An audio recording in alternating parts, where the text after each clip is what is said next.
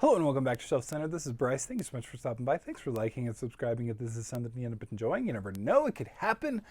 Well, we took a little bit of time off and now all the news in the world seems to have hit. So I've got a healthy amount of news here to address, so let's jump right into it.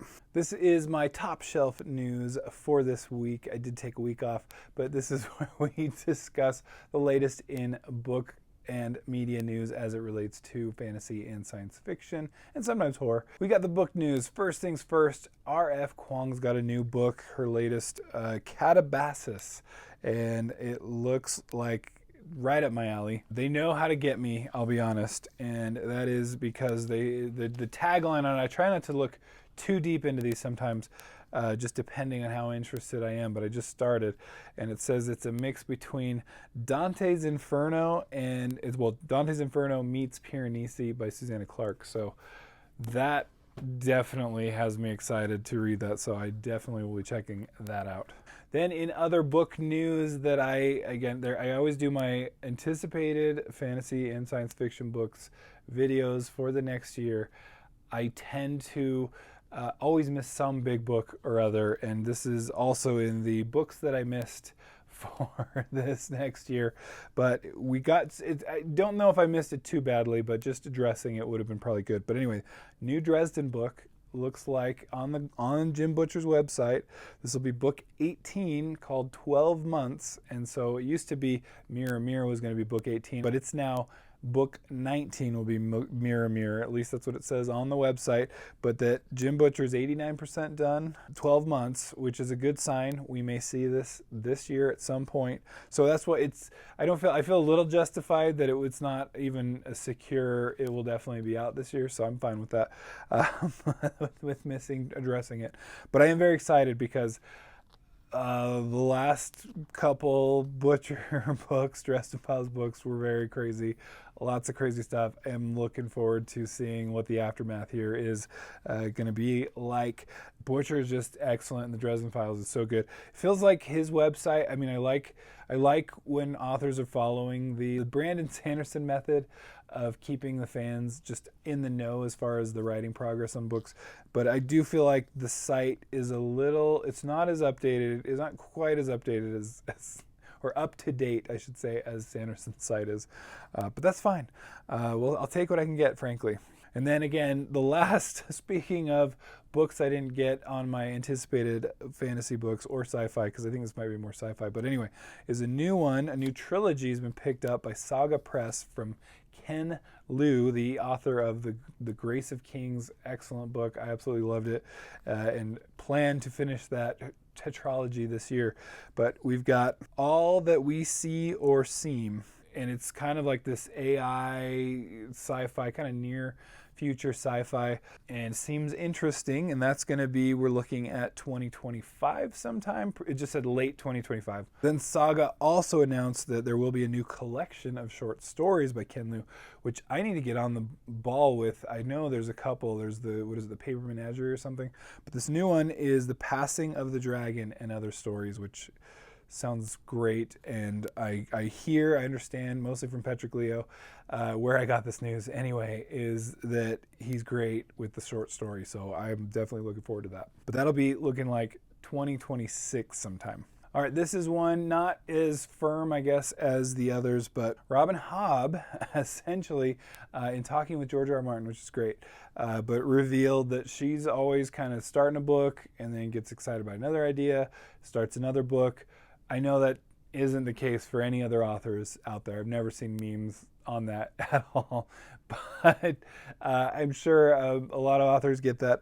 She's essentially got 3 to 4 books, she says, that are just a few chapters from being done, which is just awesome news. And then, so apparently the big news really, though, is that one is under contract. And so we will have more Hobb, looks like very soon, and then much more Hobb very quickly after that, I assume. That's what it seems like here. So very cool news. Absolutely, that's again on my list this year, is to read a little bit more in the realm of the Elderlings. I've got the Tawny Man up next, and I'm very excited for that. I'm always just excited. All right, another big, huge author in this time science fiction, John Scalzi, has got a new one, The Shattering Peace. And what I didn't read more than this because once I saw this, I was like, I better stop here. But it's an old man's war novel, and we're looking at September 18th, 2025. So that one definitely missed out on that one on my list. Should have done that. But The Shattering Peace, I think The Moon Hits Your Eye was the only Scalzi I mentioned on the anticipated reads list.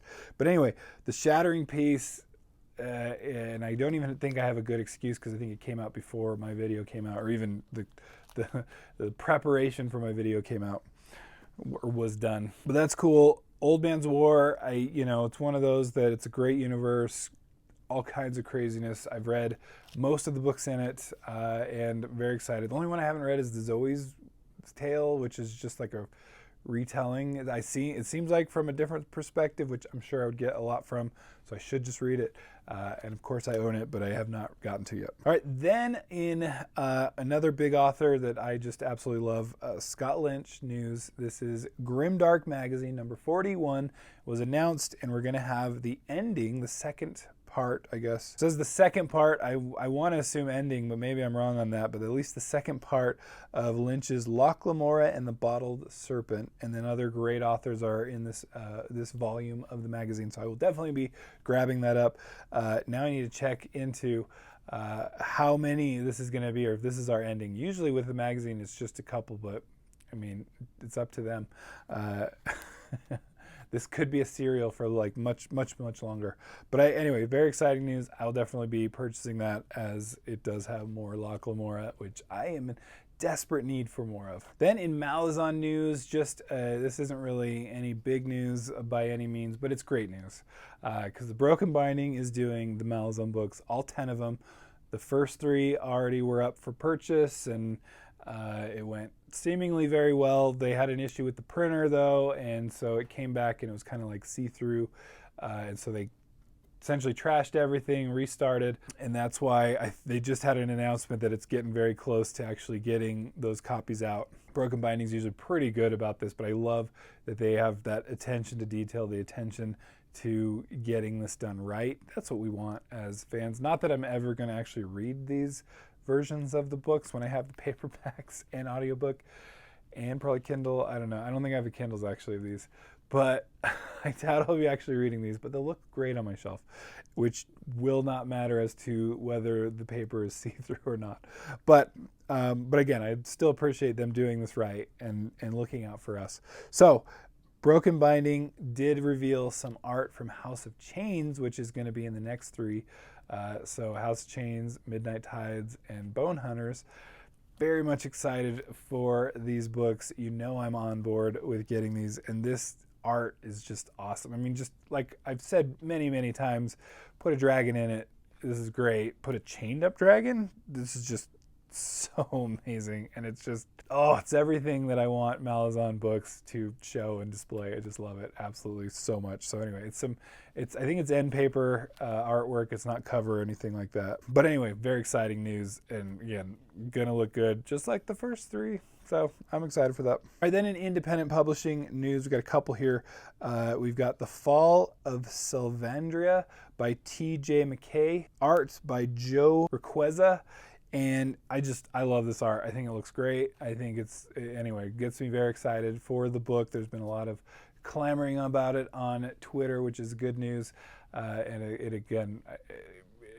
art looks great, so I'm already looking into it. I judge books by their covers, absolutely. And then we've got Scatty's Saga by Phil Tucker. I've been starting to follow Phil Tucker. I've got a couple of his books. You've heard good things like from Matt's Fantasy Book Reviews. So I definitely looked into it.